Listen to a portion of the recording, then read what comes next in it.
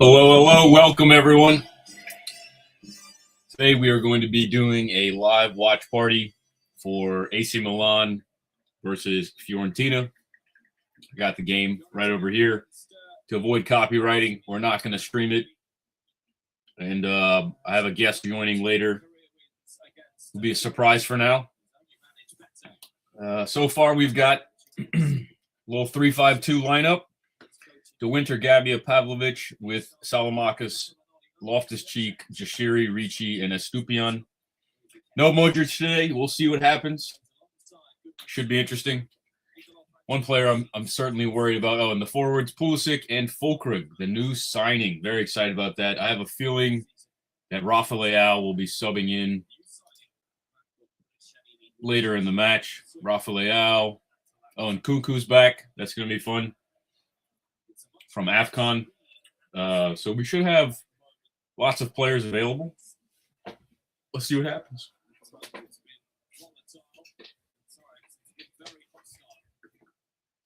Fiorentina, with the 7 points they've managed in their last 4 Serie A matches, have given themselves a chance to get themselves out of the relegation zone, possibly even.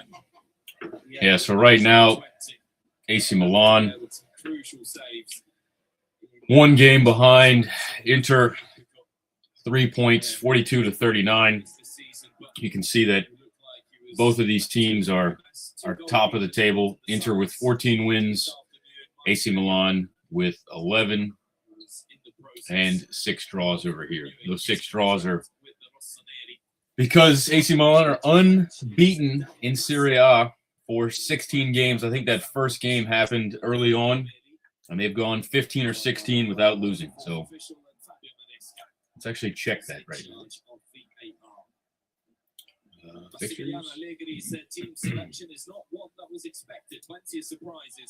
There you go. That was it. So 1, 2, 3, 4, 5, 6, 7, 8, 9. All right. 9 games. I thought it was more than that. I don't know why.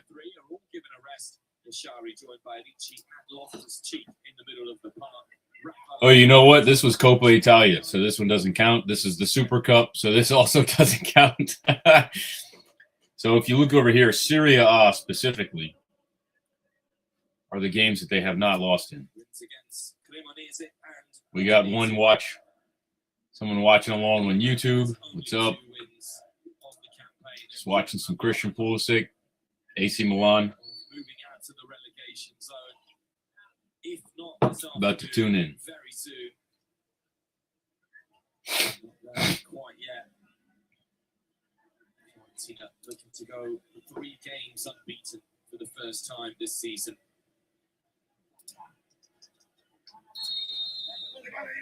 After dropping points against Genoa, Milan are looking to put the pressure on Inter and Napoli. Here we go. Kickoff. AC Milan going left to right, wearing the white jerseys. We're starting to put some results together after what has been a horrific season. Now, it's always interesting for me is to see how teams set up with a 3-man back line. See if we can bring it back here. Character mentality of his team.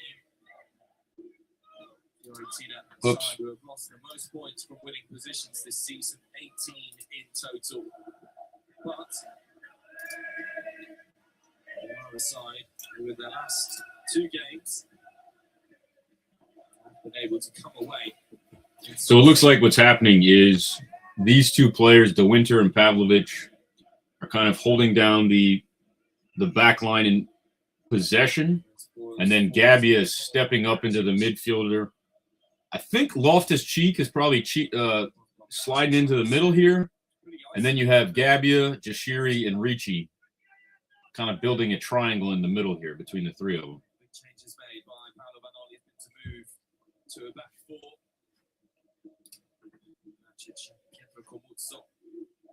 Got somebody on Facebook tuning in. Just a very chill watch party. Feel free to ask questions. We're just talking about tactics. Of course, Mr. American, Christian Pulisic. AC Milan dominating possession so far. Big opportunity for Samuel Erici. No chances. Oh, my goodness. Who is this guy? Loftus-Cheek.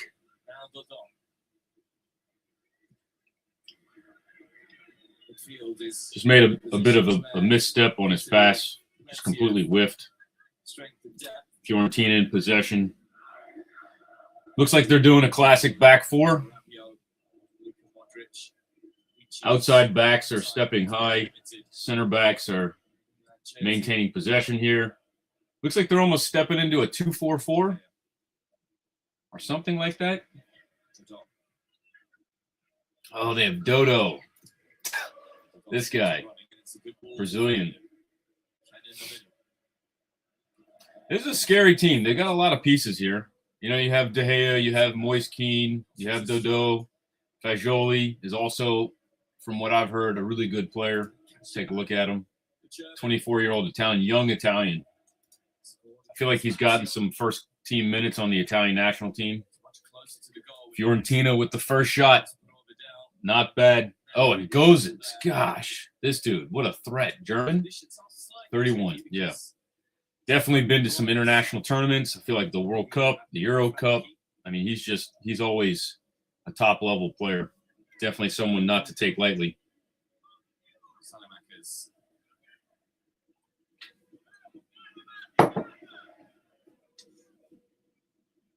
Understandably, Nicholas Fulkrug is going to be keenly observed over the course of the 90 minutes. His first start. I should probably put my laptop in the middle, look off to the side. Let's see. Just testing around. Came on against Cagliari, Nicholas Fulkrug. AC Milan back in comfortable possession here. Mike Maignan, a big piece of that. So from what I can tell, the two outside center backs are kind of splitting wide. Mike Maignan is filling into the middle. Gabby is, you know what? Let's get the tack board out. What are we doing? What's that tack board?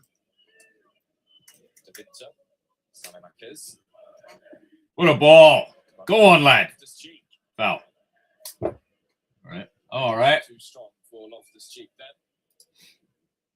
All right, so we'll go AC Milan's wearing white. They're going left to right. Let's get these. Can we get these guys in purple? Yeah, nice.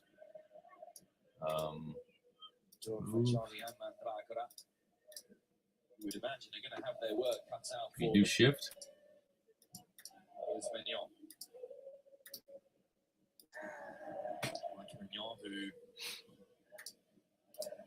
is in the process of renewing his contract or extending his contract with Milan, which would keep him. That's right. It's good news he's talking about. Mike Maignan is close to re-signing a contract. I think the contract's going to go till 2031. So that's really awesome for AC Milan. I think he's definitely taken a pay cut as far as the quality of goalie that he is. But, you know, he's definitely loved here. What a save. Great job, Mike. Well done, Mike. Oh, so good. Definitely a slow start for Milan.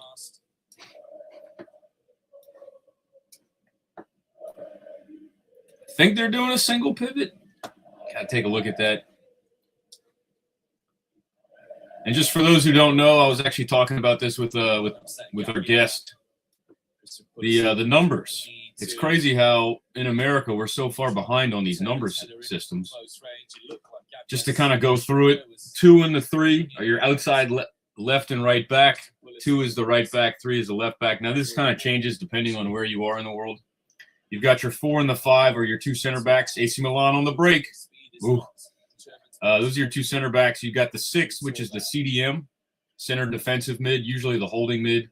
Sometimes teams will play a double pivot, and they're really both 6s at that point, both a 6/8. But for now, just to keep things easy, we'll keep it as a single pivot. 8 is your box-to-box midfielder. He's the one that's kind of balancing the 6 and the 10. So you have your defensive mid, you have your attacking mid, and then this guy is supposed to make that triangle. So if the 10 makes a run over here, the 8 is supposed to balance this way. If the 6 makes a run up here, he's supposed to balance this way. So the 8 really is like your do-it-all midfielder.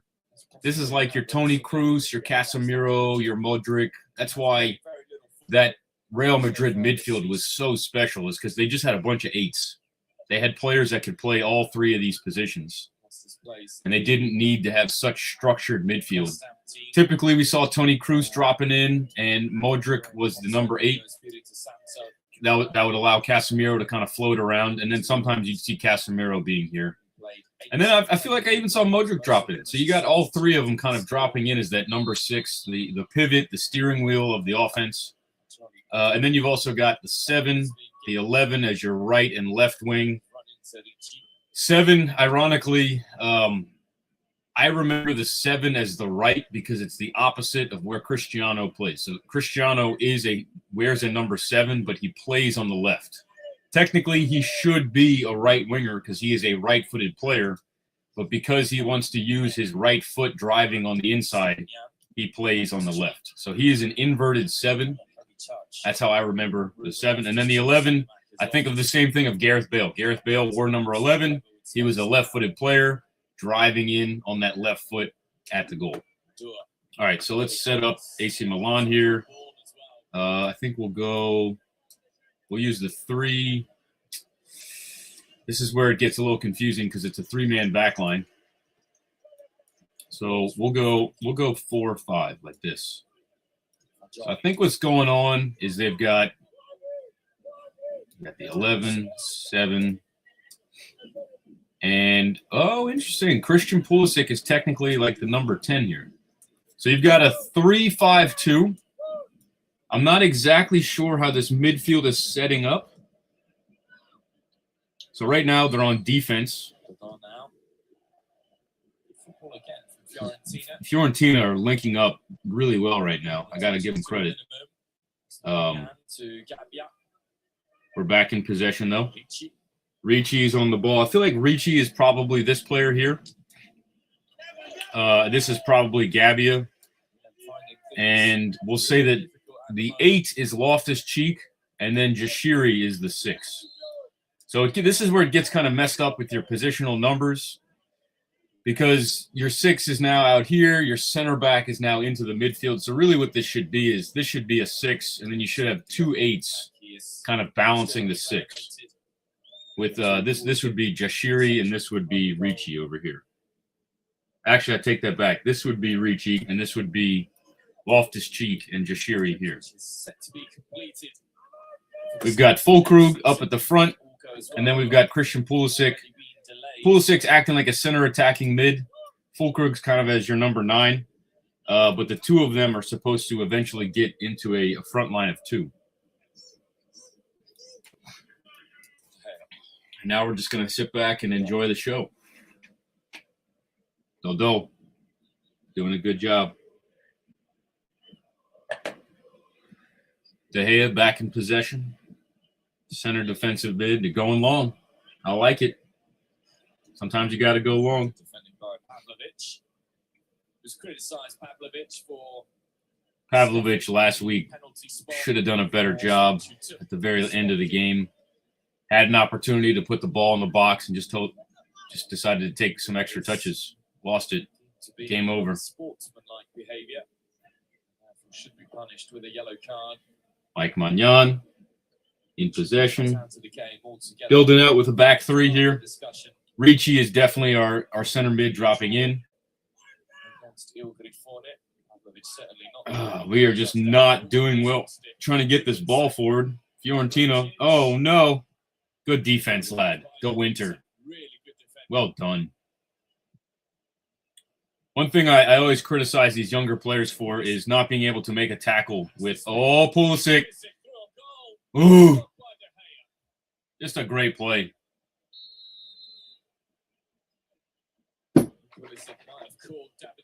David De Gea with a great goalkeeper save.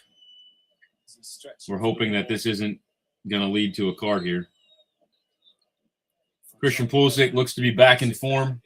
Excellent speed there. Ran by the defender.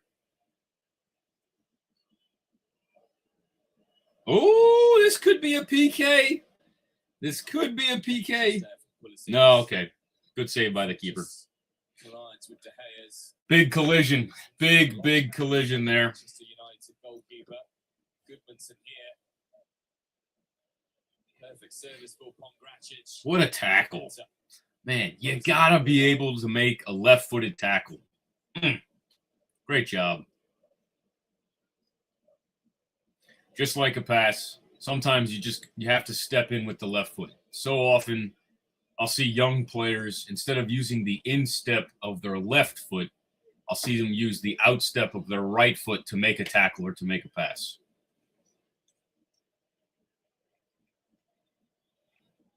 Feels more like a painful knock than anything serious here for De Gea. Let's have a look at it again.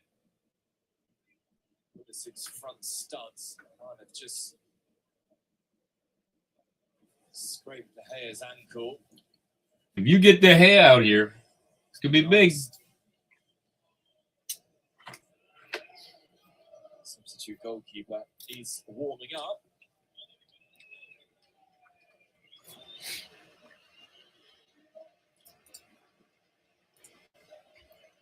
Is De Gea going to take a seat, or is he going to stay in the game?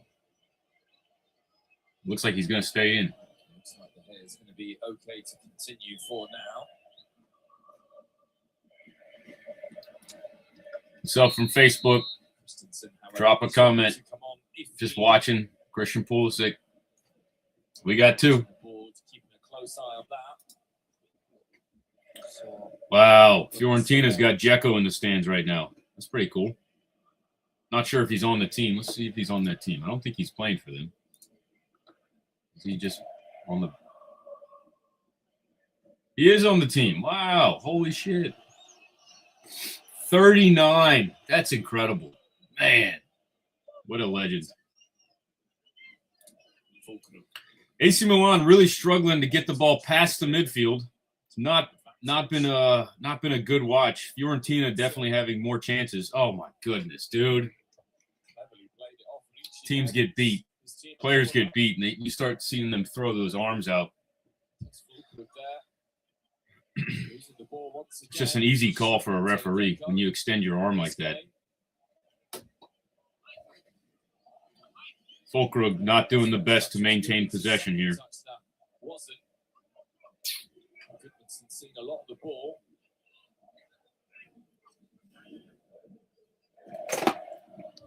Comes the corner. Put it away by Loftus-Cheek. Pulisic takes it away from the dot. Not really a shining spot here for AC Milan. You can definitely see that we miss Modric here. Modric is just the orchestrator, the maestro. Just don't have it. We don't have anyone that can do that with the ball right now. Struggling to stay in possession. Easy turnovers. It's rough. It's rough, man. You got to clean up those chairs back there.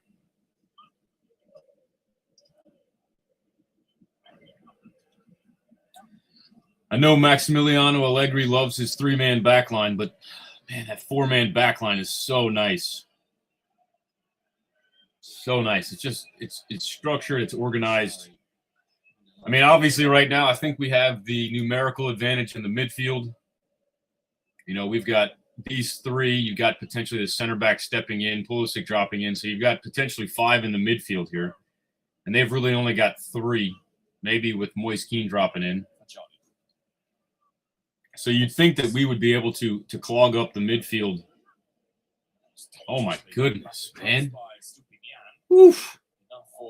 Mike Magnan with a quick out. Jashari. Come on, lad. Don't turn this over. Jeez, dude. Oh, barely got out of that. Stupinian, well done. Ooh, somebody just notified me. We got Barcelona Real, 1 p.m. today. What is that? Is that a league game? Let's take a look. Got a player on his back, the German. I think that's a cup. I think that's a Copa del Rey. By Moise Kean. Super Cup final. Woo! Woo! Oh, you just, it's a final. Doesn't matter what it is. It's a final. Barcelona Real. It's going to be amazing. Woo-wee.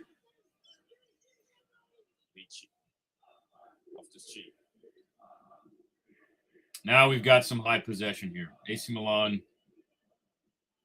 keeping the ball high up the pitch. Just, oh my goodness, guys. Make better passes. You're professional. Ugh. Pulisic on the ball, driving in. Great little layoff. Pulisic! Ooh! Oh, he should have taken it first. Dang, that was a sick play. Oh, gosh, right there. Have it. Boom. Dude. Oh. Gosh, that was excellent by Pulisic and Fulkrug. Let's draw it up. Boom. Golly, man.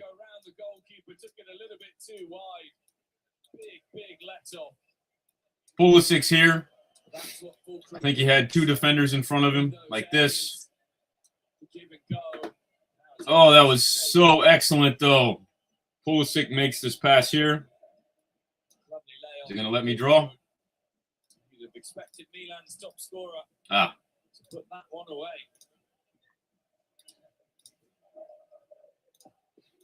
What's going on? Okay, there it is. Great. Pulisic plays the ball in here. Makes his run around. Fulkrug lays the ball back to him. Here. Pulisic splits the defenders. Oh, my goodness. Dog, you got to hit. You got to just trust yourself on that. Pulisic then takes a touch forward. Right here. Goalkeeper steps out to meet him. And Pulisic tries to take a touch around him this way. Unfortunately, the touch got out to about here, and his shot went side net. But it looks like Pulisic and Fulkrug are finding some chemistry, finding some understanding. Fulkrug's going to just sit back, hold up a center back, allow Pulisic to run in behind him, playing back to goal. This is pretty good. It's pretty good stuff here. This is incredible play. I wish I could bend this run. This player here was probably a little tighter. Pulisic was able to bend that run right around him. It wasn't so angled. Let's see if I can make an angled run here. That was fantastic. Wow. Wow. There we go.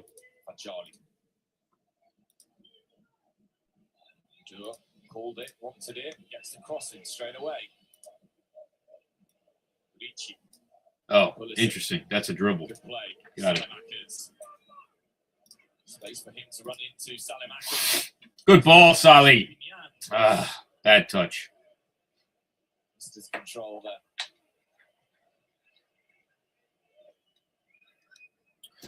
If we don't get our special guest by halftime, I think I'm going to just turn the stream off and enjoy it. I'm not the best adding commentary during the game. There's moments where I'm enjoying it. I'm watching, you know.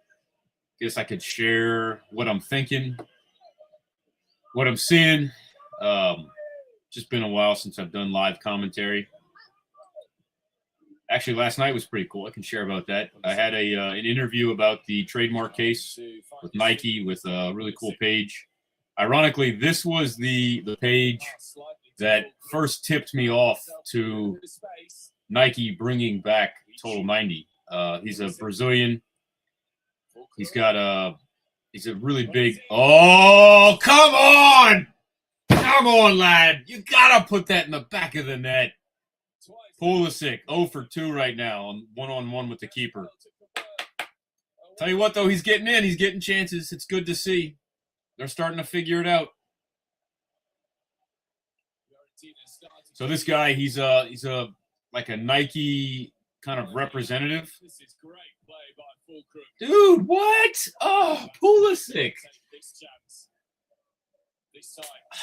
Dog, get underneath it. So he just wanted to get some of the facts straight, get my side of the story, kind of learn about me, learn about fantasy soccer. Really cool guy. He's Brazilian, so a lot of his page is in Portuguese, and his page popped up on a buddy of mine who lives in Brazil, and that buddy sent me the video, and it was like, oh, and they were basically just reintroducing their first shoe that came out March 1st. Oh man, De Gea. You know what? Credit to De Gea. I forget who's back there. He's doing a great job. Are we shocked another Manchester United player is having success outside of Manchester United? Yikes. David De Gea. Man. I used to really like him on United. I've seen him make some elite saves, keeping Manchester in the game. Oh, well done, Gabbia. Just great technique on the header. Got up vertical, whipped his head down. Excellent, excellent technique. David De Gea, though, just hard to beat him. A huge chance for Milan to break the deadlock. David De Gea is not happy. Oh, man, that's funny. A slow start to the game, but twice now. AC Milan, 3 opportunities, 3 shots on goal. I like what I'm seeing. Providers of the assists. Uh-oh. Pulisic should have taken.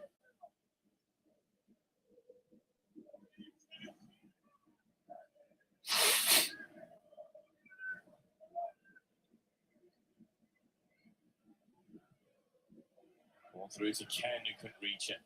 Good defending this time from Gabbia.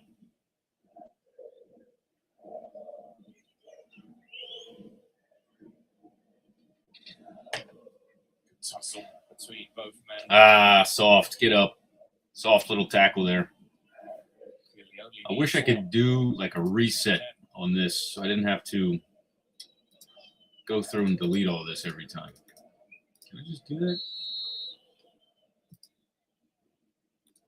Oh, sweet. That helps. Straight down the middle, looking for full Krug. Up in the hands of De Gea. 25 minutes in. AC Milan looking like they're going to win this if they keep it up. Just got to keep their foot on the pedal. Don't sit back too much. Get aggressive on these attacking opportunities. Fulkrug and Pulisic are really connecting here. It's really nice to see the two of them getting 2 chances already.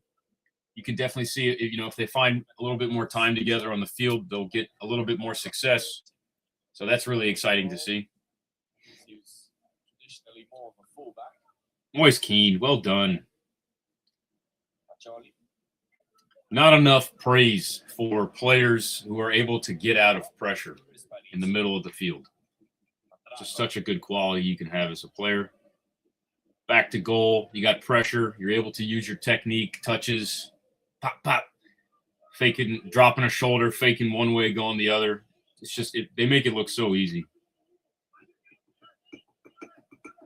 Fiorentina with a really high possession here, high block. Looks like they're rolling with like a 3-2-5, almost like a 3-1-6. Outside backs are doing overlaps around their left wingers.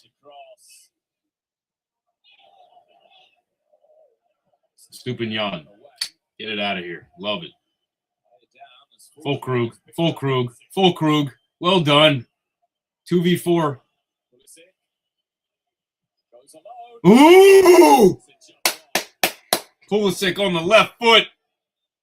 Taking shots. I really like Fulkrug right now. He would have been offside, though. Possibly pulled a little bit too far away from Pulisic for the American to try and find it. Ooh! Ooh! Let's have a look here.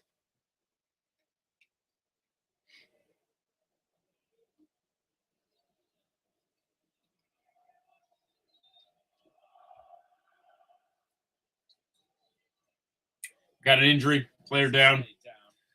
I have a feeling he'll be fine. Stupinian is turning. He steps on the foot of Fabiano Parisi.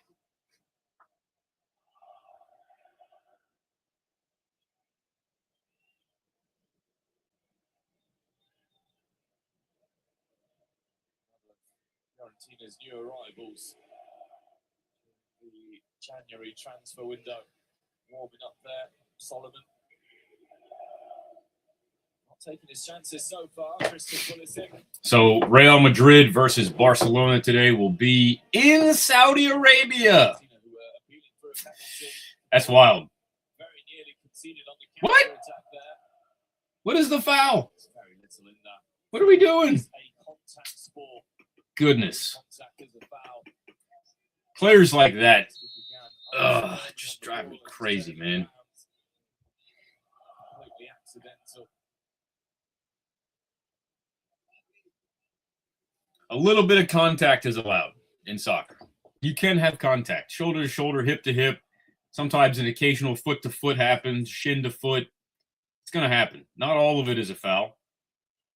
Here we go. AC Milan, high possession.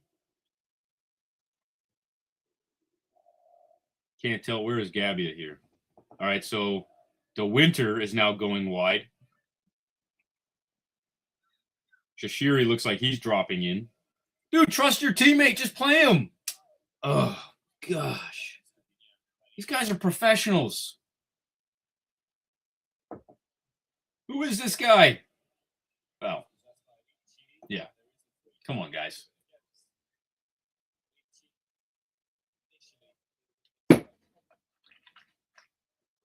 Number 65 for Fiorentina. That was excellent. Who is this cat?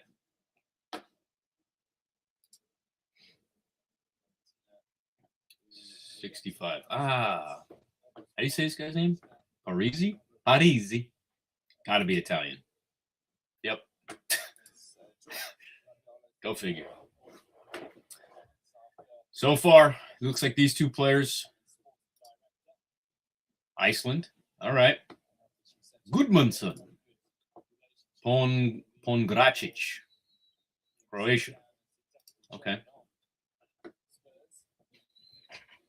Pulisic should easily be in a 7. You can see he's had one shot here, one shot wide, the shot off to the side. This one for me is on target. If you hit the side net of the goal, that's on target. I'm sorry. I'm going to make that controversial statement there.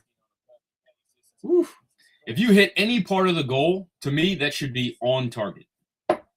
I guess the argument is if it doesn't go in the goal, is it on target? I get that. But if you hit the goal, that's the target. Hit the goal. There we go. Counter. Loftus Cheek. Come on, dude. Quickly. See, the problem with some players is they'll sit on the ball, and what this does, this allows the defending team to bring numbers back. So right now, Fiorentina's got 9 players behind the ball. When we had a breakaway, we had 4v4. And now they're releasing. Moise Kean. Rumors we might sign him. That would be excellent. I would love to see that. We're live. We're live. Good tackle in the midfield. Don't turn this over. Bring on Leao, man. What are we doing? Bring on Leao.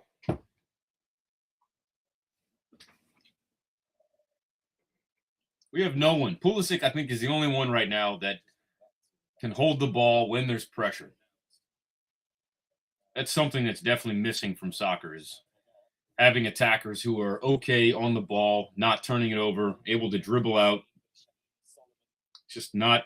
Moise Kean is a great example of a player who can do that. He's done it a bunch of times already. Just gotten the ball, dribbled out, done his own little thing.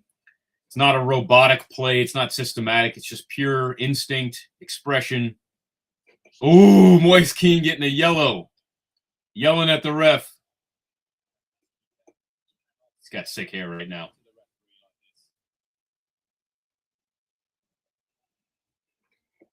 We got to get this guy at AC Milan. Moise Kean, right here. 25. He's still so young. Yeah, you got to control your emotions, bud. It's a contact sport.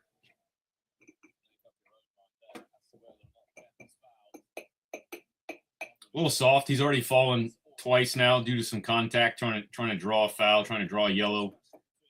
Ref is seeing right through it. You can't just fall down every time. You got to at least try and stand your ground, keep your balance.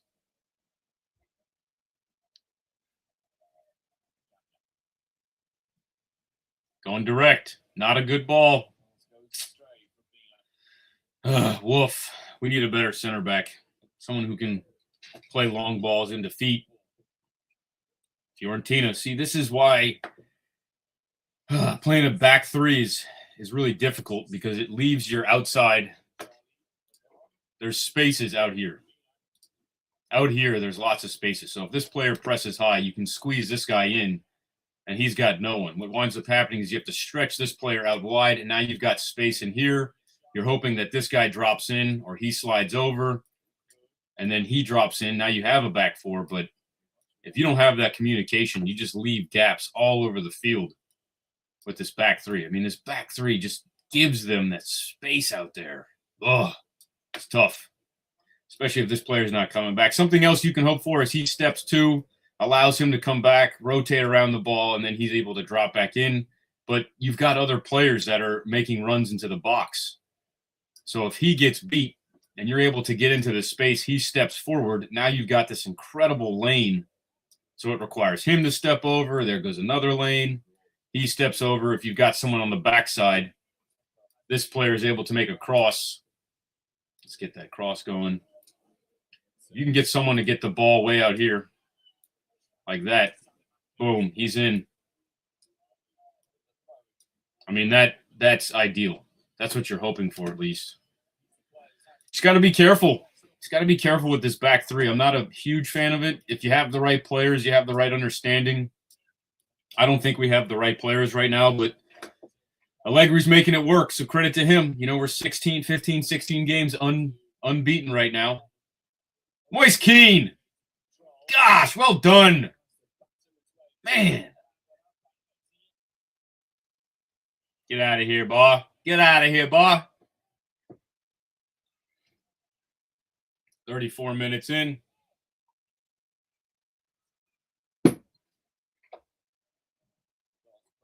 Block the cross.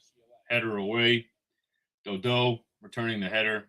And now Fiorentina just going to reset possession high up the field. Going in. Ooh, Moise Kean.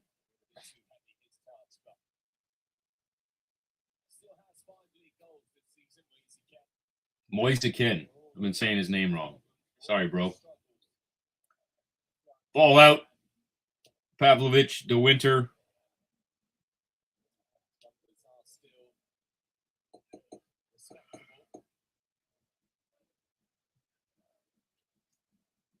I will say with this three-man, I do like that we have just a target man up front. And now we've got 6 players. Looks like 6. Yes, 6 players kind of making runs off of this player here. We've got 2 super wide. These guys have been doing a good job staying high and wide, but now we've got no help. Back here, Fulkrug. Well done. Dude! Franchi! Man, these center mids are just not keeping the ball like you'd like them to. Jeez, I'm just slow, lethargic. Dodo. Dodo's having a great game, too. Pavlovic. All right, that works. Where's our midfield? Oh, my gosh. What are you doing? Oh!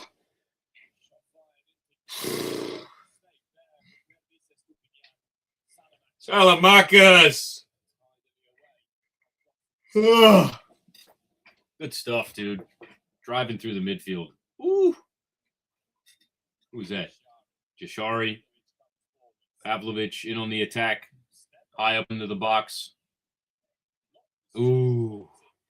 Off his cheek on the end of that cross. Just missed the goal.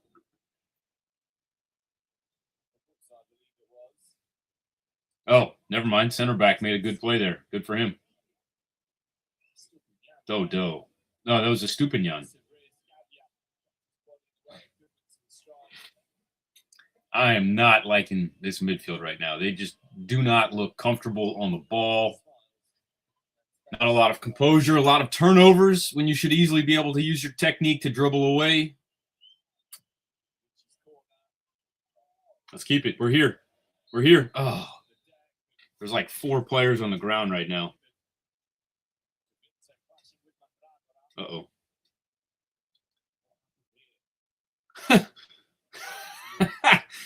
Oh, that's funny.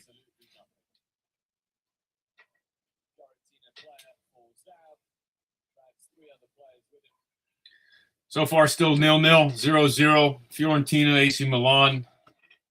Milan have definitely had better opportunities. Fiorentina, I've felt, have had better build-up. Really, all we've got right now is Fulkrug and Pulisic kind of linking up. Fulkrug playing a lot of back-to-goal.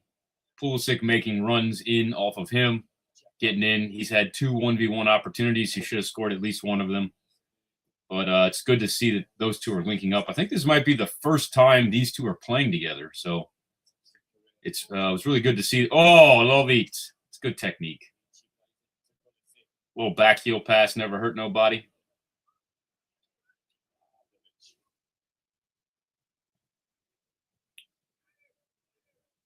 Good press from Fiorentina. AC Milan are able to play out the press. Good job. Good job, lads.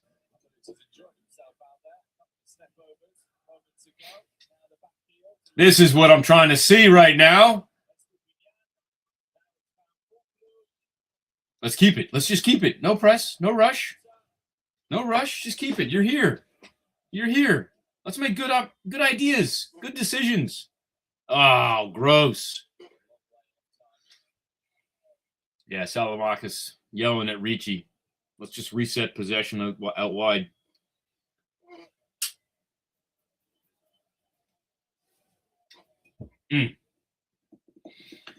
So far, good game. Good tactical battle here. Really would like to see some center mids for AC Milan do a little bit better protecting the ball, dribbling away from pressure. I mean, we spent so much money on these guys. You expect a little bit better technique. Maybe there could be nerves. Could be a little tired. Uh-oh. Fiorentina trying to play out the back. AC Milan with a semi-high press. Up. Dodo. Great job, lad. Just so Brazilian. You can just see it, man. He's so Brazilian. Oof. Fagioli, well done. Ball in the box. Oh, Mike Magnan. So good. We got to pay him more.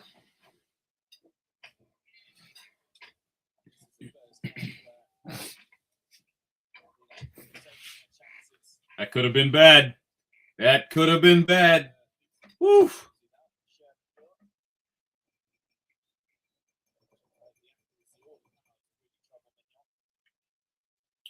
Fiorentina building up. Looks like they're going to a 3-2-5 or maybe a 3-5-2 in possession.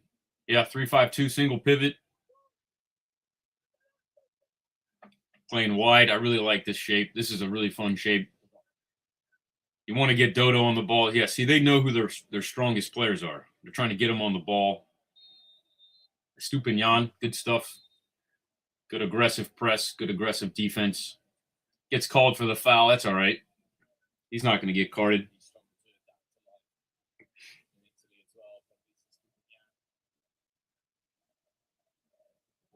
Little shirt pull. That's okay. I'm all right with that. As long as you're not grabbing and pulling, and it's just like kind of a tight grab. I don't think most refs will call that as a yellow. They'll just call the foul and give the penalty kick to the other team. Big free kick here. It's going into the box. Mike Magnan. Stay alert. What a ball. Sheesh. Mike Magnan punches it away. Fiorentina puts it back into the box. Oh, scissor kick. Love that you just tried it. Just try it. Ball's dropping from the sky. Go for it. Why not?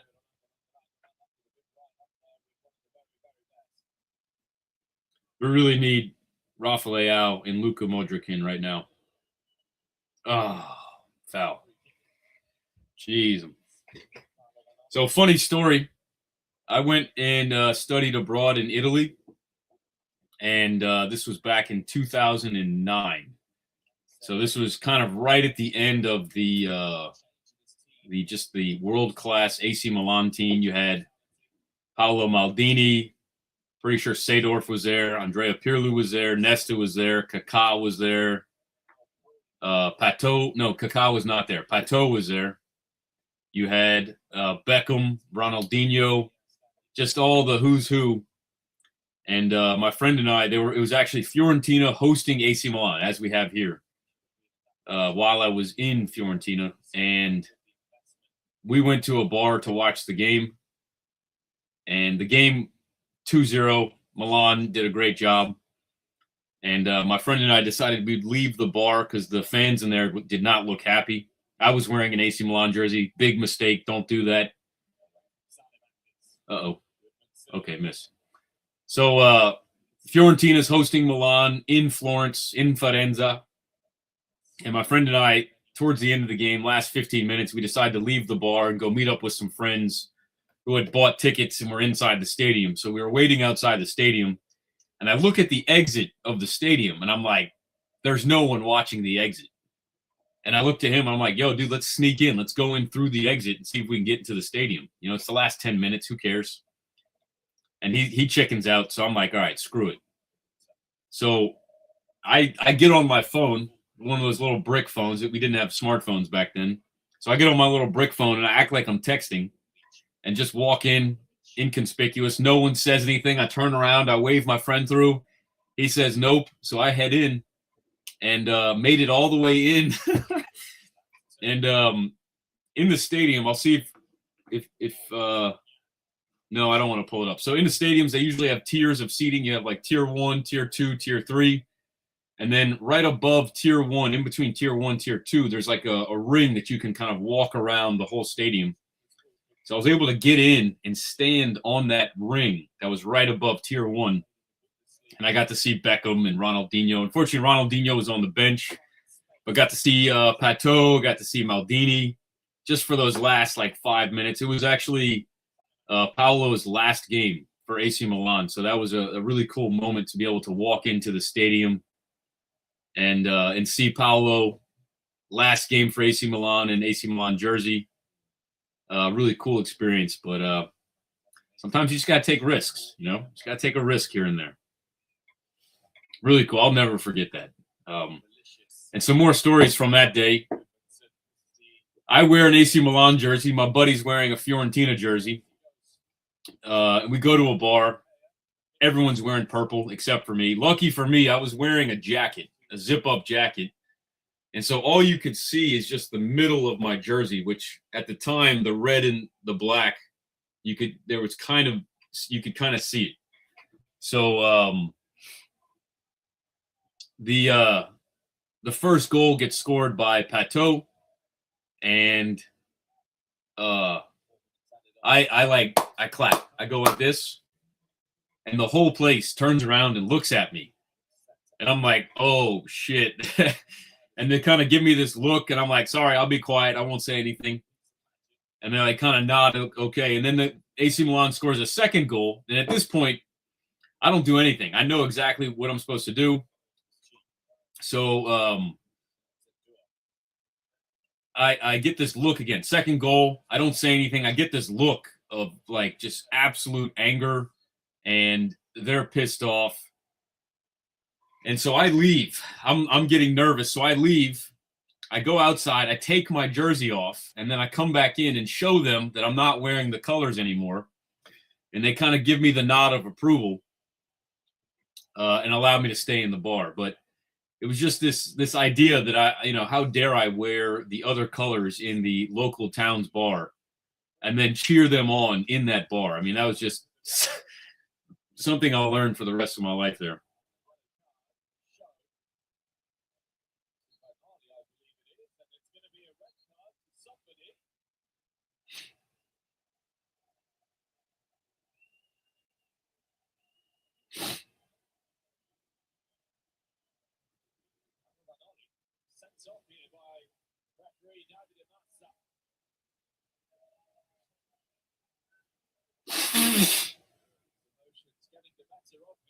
Fiorentina head coach. Moise Kean was shown a yellow card earlier on through dissent. That was the first warning. I don't think Boston was shown one. Amali has been sent off. Has to make his way on.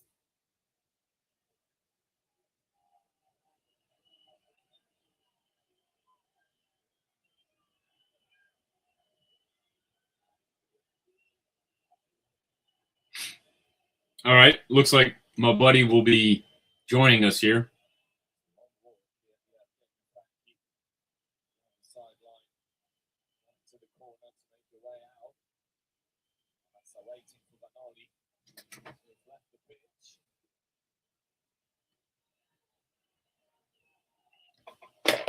We are into extra time. The free kick here. Free kick about 50 yards away. Decent ball. Push in the back. Slightly above.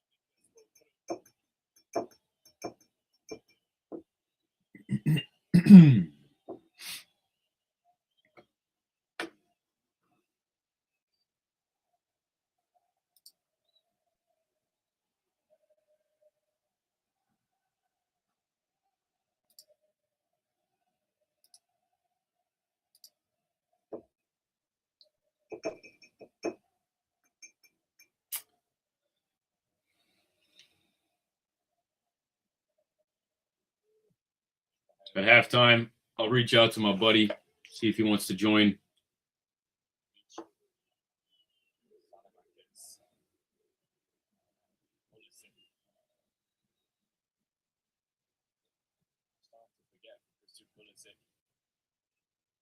Not much of what he's attempted to come off. The American. There is now. It still remains. That's the most dangerous player. Most creative player out there. Amount of race in this first half. Pulisic, had he been a little bit more accurate with his finishing. We are at minute 49.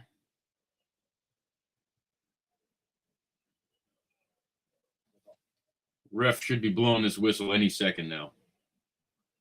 Looks like he's going to allow a counter. Great ball. Switch of play. Man, this is what happens when you don't have outside backs. Gosh. Ugh. Well done. Good layoff. Ooh. Dodo in the box. Good. Call it, ref. Right here. Boop, boop, boop. Let's go. I am going to go get another cup of coffee. So I'm going to step away for a second. I'll leave the stream running. Put the lineup in there. And there it is. We will be right back.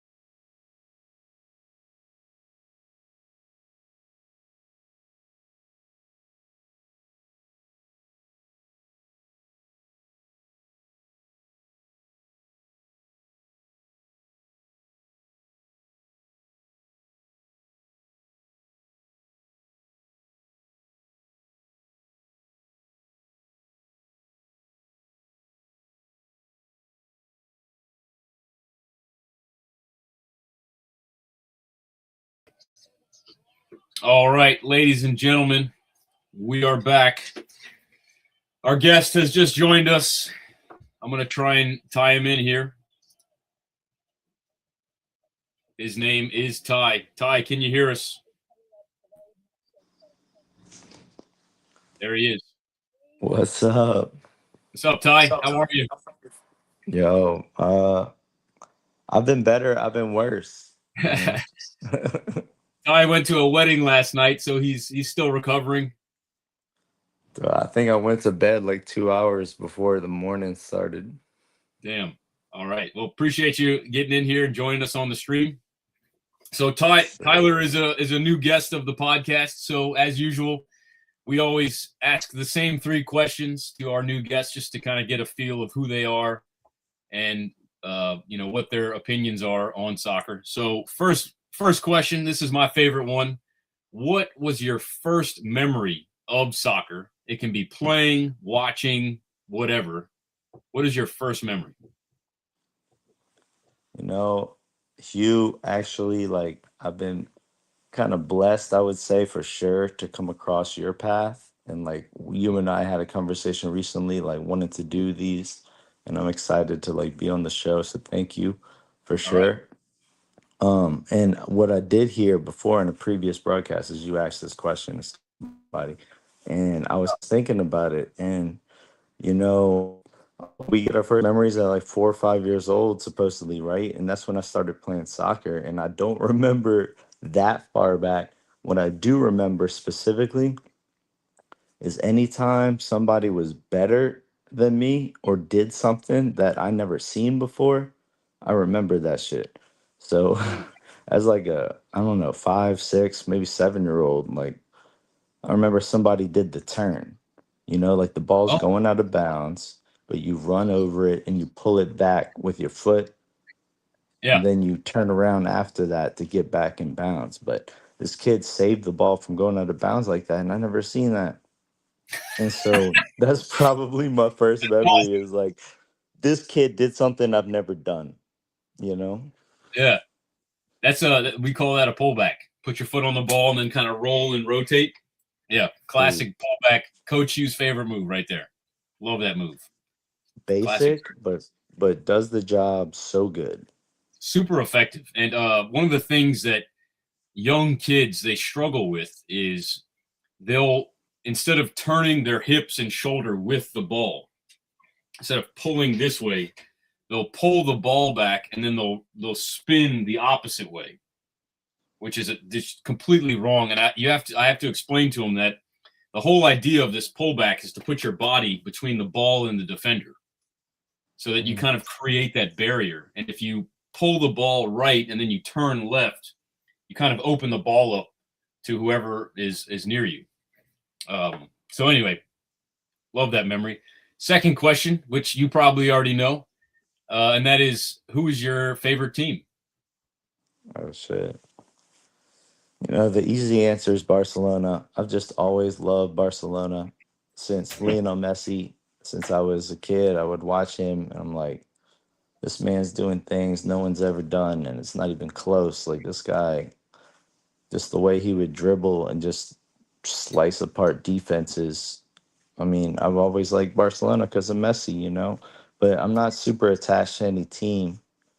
I just like watching players. My favorite players, like watching them. But hopefully I'll watch more soccer with you, We as did. much as it's been my favorite sport forever. Like since I was 4 or 5 years old, I was playing soccer and football, my favorite. I would like to watch more. But so So I yeah, watch so Inter Miami. Inter Miami, they just won, right? yeah, I'm not I don't know if you're familiar with this. Typically on the podcast, I am a huge MLS hater. I mean, at least once every 4 or 5 episodes, I just get to just vent my frustration for the MLS. So, who is Inter Miami? No, I'm kidding. uh, Shit, they I owed just Apple TV. They owed some Apple TV or something. yeah, Messi. So I broke down that deal. Messi's contract for that deal.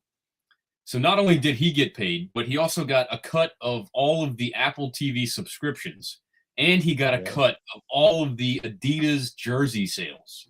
That dude got somewhere around like 150 mil, probably more. It's probably more now. I mean, that's incredible. Both he and Ronaldo deserve a ton of credit for just making lucrative deals right now at the end of their career.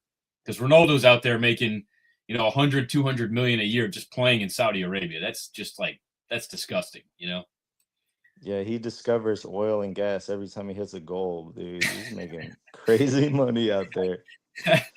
Yeah, I don't know if you saw the rumor. He says that he wants to buy Manchester United. He wants to be the owner, which would be an amazing feat if he can pull that off. I don't see him being a coach like most soccer players at the end of their career. I can totally see him pulling like a Beckham and like going and owning a team.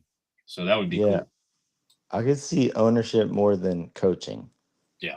I don't know. It'd be really interesting, maybe of like what the players all think about him. I mean, everybody, of course, knows he's like one of the GOATs, like not even close. Like respect, respect, respect. But like for him to be a coach, I don't know if players see him like that. Like, No, I don't know. we did have kind of a glimpse of that during the Euro that Portugal won. So he got injured within like the first 20, 30 minutes. And instead of sitting on the sideline and just kind of like nursing his injury, he got up on the touchline next to the head coach. And he was, barking and like cheering the players on. And it was like you got a glimpse into what it would have been like had he, or, if he wanted to be a coach. So, I mean, if he wanted to, I think he would do a good job. I mean, obviously the players would instantly respect him, kind of like we saw with Zidane over at Real Madrid. You get a player like that coming in and coaching, and there's just instant respect. Anything he says, you're like on the edge of your seat. Like, tell me more. You've done it. You've won the World Cup. You've won the Champions Leagues. So I think he would instantly get that respect from the players. The next thing would be, can he coach a team? Can he read the play? Can he tactically adjust as the game is going on? That's a whole different conversation and level of experience. I just don't think you have as a player right after retirement. So, that would be another conversation for him. But it's actually Question. Can Go I ahead. ask you a question? Yeah, sure. Go ahead. What active players do you think would make great coaches in the future? For me, it's typically your midfielders, the ones that have to do all phases of the ball, attacking, defending. They're starting a possession or they're breaking down the other team's attack. Players who just see all of it. Sometimes you'll get a center back like Kompany over at Bayern. I really like what he's doing. He's a center back, but he wasn't just a ball winning center back. He was a put me in possession. Let me get high up the field. Let me try and insert myself into the attack. So he understands kind of both sides of the ball there. Players on the end of their career, I would love to see Zlatan coach. I think he would be a decent enough coach. I know he doesn't want to do that. I know he likes to be more on like the administrative sporting director side, but I think he would be a good coach. We saw Andrea Pirlo do it. That's a midfielder. I'm trying to think of other players right now. Did he? Where did Pirlo coach? He coached at Juventus for a year with Cristiano Ronaldo, like 2023. What happened? He stopped? Yeah, he didn't pan out well. It was an experiment. I think they finished in 4th place, and like they were happy about that. And so they're like, all right, we're gonna move on. And I think he was like, this isn't for me. I think he's just too chill. His energy is not he's not a rah type of coach. He's very much a quiet, kind of introverted. And I think he was like, this is just too much effort on this side of the ball. So what's crazy is how good Zinedine Zidane did, but they still got rid of him, right? Yeah, that was unfortunate. I think that's a culprit of just Real Madrid. I don't think that has anything to do with him. They lost Cristiano, so they kind of lost a really big piece, a really big identity of that team. We're kicking off. All right, so I just kicked off. Where are you at right now? Not kicked off yet. They're still standing. They're close. All right, I'm at 45:05. So you tell me when they kick off, and then I'll hit And play. all right. And then 45:05. I'll think of that. All right, they just kicked off. So the ball gets into the corner on the right side of the field, and he Yeah, like just right got as he there. takes it. Just got there. 5:06, 7, 8, 9, 10. Okay, hold on. Should I pause it? No, you're good. Yeah, I'm at Mine, 16, mine don't come with 17, a jump. All right. Okay, I'm at 14, 21. 15. We're close enough. That's probably as close as we'll get it without wasting too much time here. It's all good. I mean, we got 45 minutes. Yeah. All right. So I'm just remembering my third question. So we didn't really get to touch into you as a player. So you've played youth all the way to college, at varying levels of competition. But this next question is gonna kind of determine what type of player you are and where you played. So which professional player, past or present, best represents you? And then also, who is just your favorite player? I think it's Messi, but someone else besides Messi.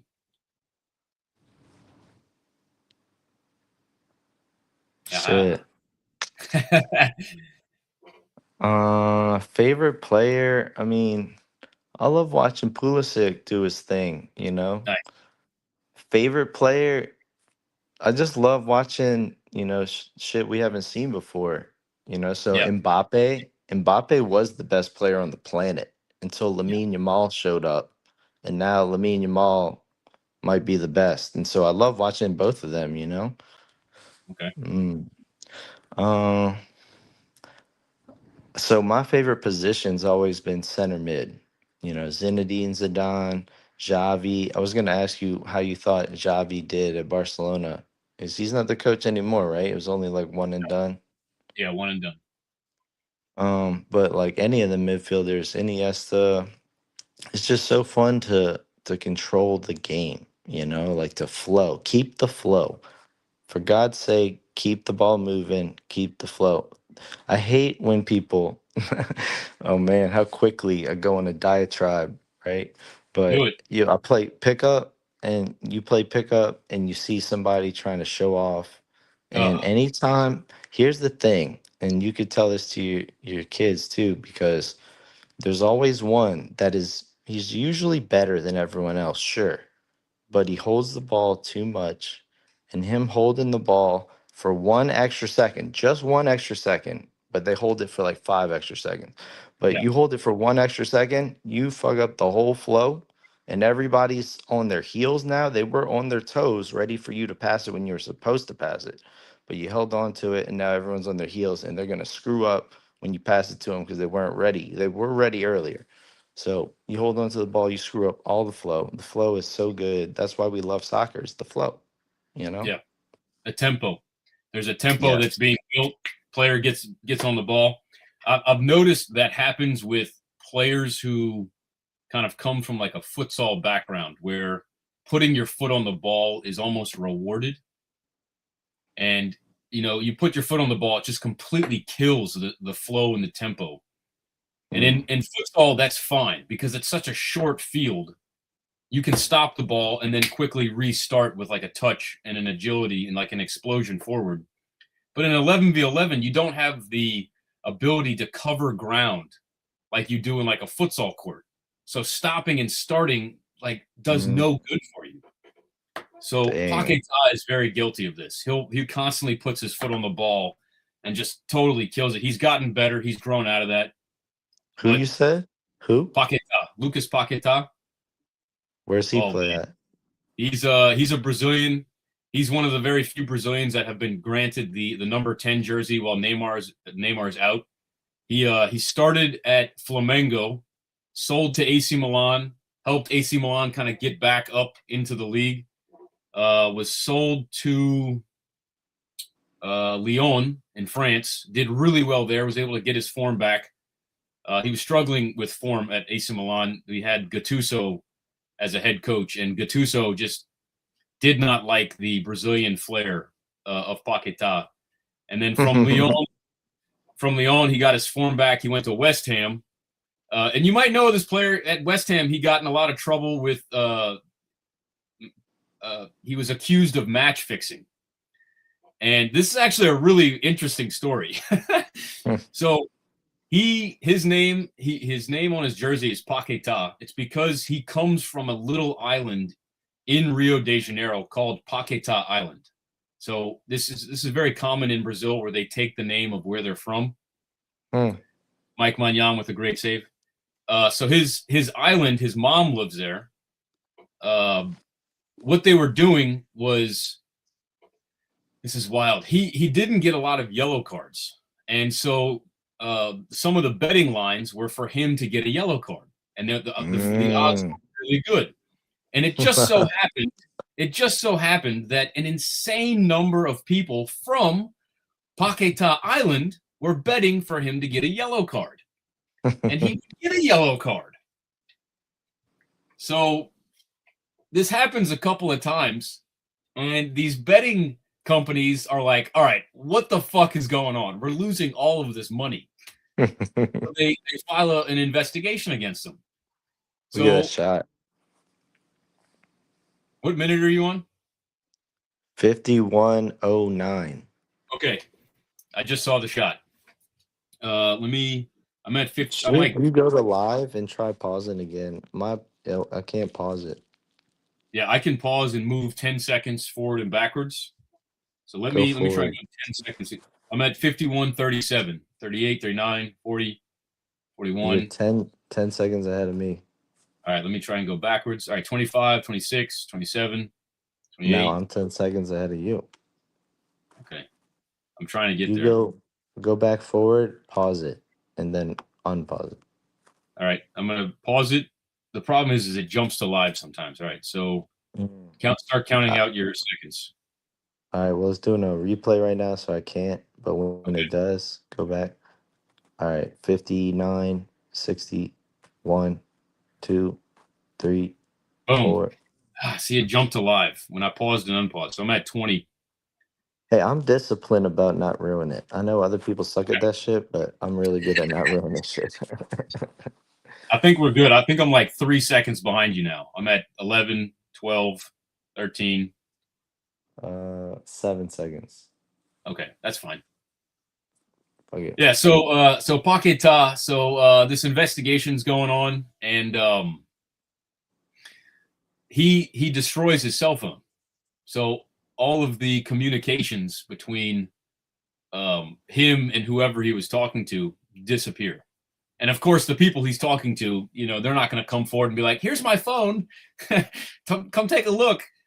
So the investigation starts to unfold, and it's like this huge scandal. And you're looking at this and you're like, man, this seems like he's going to be guilty. But what they couldn't prove was that there was a communication between Paquetá and the people of Paquetá Island.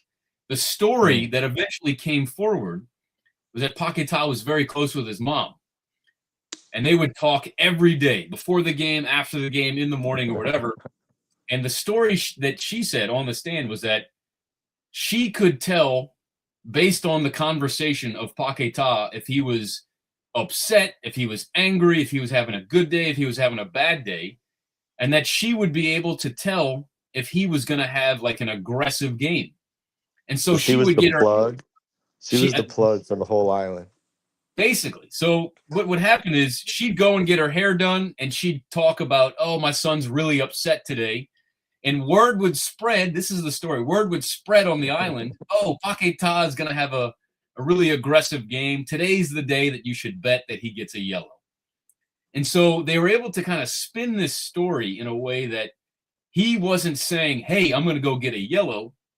It was just, I'm really angry today. I'm going to go, whatever. So his mom would then go and tell, and that's why everyone on the island would know about it, because it's a small island and people would talk and blah, blah, blah. So he wound up being innocent. He wound up being totally innocent, which is crazy. So he was on his way to Man City when all of this was happening. It was going to be like an $80 million move. And then this lawsuit popped up, and immediately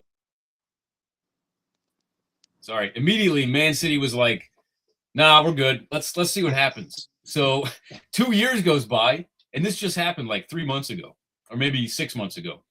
The FA, the Football Association, they're like, all right, shit, he's innocent. Let him keep. If he was guilty, they were going to ban him for life. They're going to be like, you're done. Get out of here. Damn. So he's now clear of all of his charges.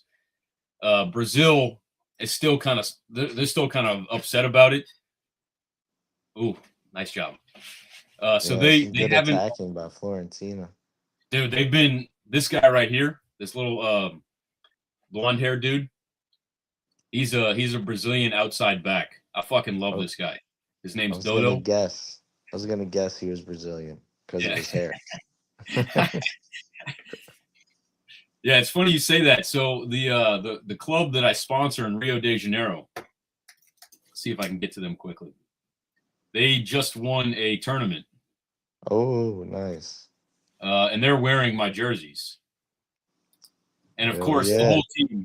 the whole team's got, not the whole team, but a lot of them, blonde hair, blonde hair, blonde hair, blonde hair, blonde hair, blonde hair. So they all got the dyed hair right here. But let's see if I can find a better photo. So yeah, so they just won. And if you look on the front there, it's got our logo, Total 90. So super proud about that. These guys love seeing that happen. There they are. Oh no, that's another team. But anyway. Yeah, so Paquetá, he might get back on the field for the World Cup. We'll see. Brazil's been pretty upset about it that he got accused of this. So because he's innocent, he's making the case that, hey dude, like I'm not guilty. Let me play back on Brazil's team again. Rafael suiting up. It's exciting. What club team does he play for? He plays for West Ham right now. So he's in the Prem. What position? He plays he's typically a 10. He's like your old school 10. He is so fucking creative on the ball. Like some of the things that he does, you just don't see. You don't see anymore. He's like your old school James, like Mesut Ozil, like those old school number 10s that were just given that freedom to float. But at West Ham, they kind of pigeonhole him as like a 6 or an 8, like a center defensive mid or like a box to box. They don't really allow him that ability. Sometimes he'll play as a 10, but he's a super technical, super creative, and then off the ball as well. He does these very creative kind of like fake runs where he'll get into the blind spot of the defender to where they'll see him out the corner of his eye and he'll step like he's going to make a run to the left. And then the defender will leave his eyes from him and act like they're going to go cover him. And then Paquetá will just kind of step the opposite way and just get an easy pass from the guy who's got the ball. I'll have to show you these clips. It's just such a simple. Sounds like I try and do that. Oh, dude. When I play, I try and do that. It hasn't actually worked yet for me, but I try and like run routes, like a wide receiver in football. Sure. You try and do a double move and get your guy to go the wrong way. That's fun. That's good. Have you ever played basketball? A little bit. Yeah, a little bit. If I said a backdoor cut, you know what that means? Oh, yeah. Yeah. So you're in the corner. Let's say like maybe somebody's on the wing. And basically what you do is you step to the guy with the ball. He fake passes to you, and then you cut behind your defender towards the basket. Yep. And so that's kind of what Paquetá's doing. He's stepping in towards the ball. The defender's going to try and cut off that pass. And once that defender commits, you're like, oh, run behind him, backdoor cut. So he has been one of my favorite players for Brazil recently, Paquetá, because he brings stuff to the field that, like you're saying, like I haven't seen it. Some of the turns that he's doing, the little tricks and flicks, his ability to manipulate his body. He's also really tall. He's like 6'2", very strong. 6'2" for a soccer player is like a giant on the field. Yeah. So he You wins a know lot of who goals. who kind of surprised me like that? I mean, I just started watching him a year ago, maybe, but I can't pronounce him. The Georgian guy, the guy from Georgia that plays for PSG. Oh yeah, Kulichev, not Kul. It's Kvaratskhelia. Yeah, that Kavitska. guy's so good. He's so good, Yeah, that's another one of those players that's kind of got that that old school Joga Bonito type of play. Like he's dude. That guy, he'll just like bully the whole field. Like he'll like bully his way through, that too. Yeah, and for sure. but he's got the touch. He's so good on the ball. He just I don't know if it's a very accurate comparison or like similar like for the one you were talking about, but he just surprises the hell out of me. Like how he's able to go so fast, like he'll make runs like Gareth Bale used to make, you Yeah, know? yeah, Like yeah. just He used run to, past the whole defense. yeah, and he does it with speed and power and balance. He's not easily knocked off the ball, like you're saying. You can Mhm. bump him, and he's like, I don't care. I'm gonna run by you. Yeah. He actually played for Napoli for a couple of seasons, and Mm. he was a fucking problem in Serie A. He was a problem, man. That was whenever you played Napoli, you were just terrified of this guy. He at one point he was one of the best wingers in the world. He's kind of I can fallen see from it. that, but he did win all of those trophies with PSG recently. So they're doing something right over there. Yeah, man, what'd you think about Dembele? Because everyone loved him at Barcelona, including like the Barcelona players, but he was injured a lot and like had cancer or something, right? I don't Ooh. remember that. I know he was just dealing with a lot of stuff.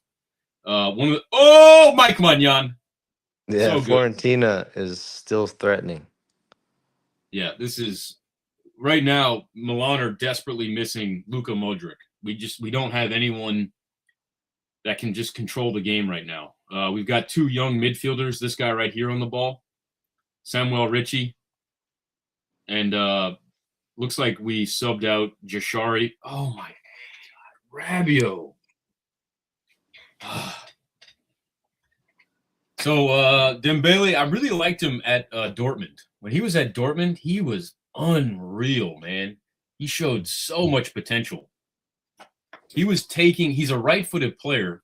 When you knew he was special, when he was taking his PKs with his left foot. Hmm. And you're like, what? Yeah, he was taking his PKs with his non-dominant foot. You're like, geez. So he was special there. I would have loved to have seen him thrive at Barcelona. Barcelona were desperate to fill the hole that Neymar left. So they went for Coutinho, they went for Dembele, they went for Griezmann, and they just never got quite that same player. Now they have it in Lamine Yamal. But Wait, did Barcelona have Griezmann? yeah, for a little bit, What? for a What? crazy transfer. Yeah, it was a big fucking transfer. Or maybe he was on loan. I thought they bought him. I'm pretty sure they bought him and then maybe loaned him back or sold him. I don't remember. But yeah, he was there. Griezmann was there for a little bit. But he Again, they were didn't he trying. didn't fill the void, you say. Yeah, none of them were able to. Lamine is the closest one so far. So I'm not. He was that good for Barcelona. Neymar did his thing. Neymar, yeah, I'm going to argue Neymar was better than Messi when he was there, and that's a At controversial take at right there. Barcelona?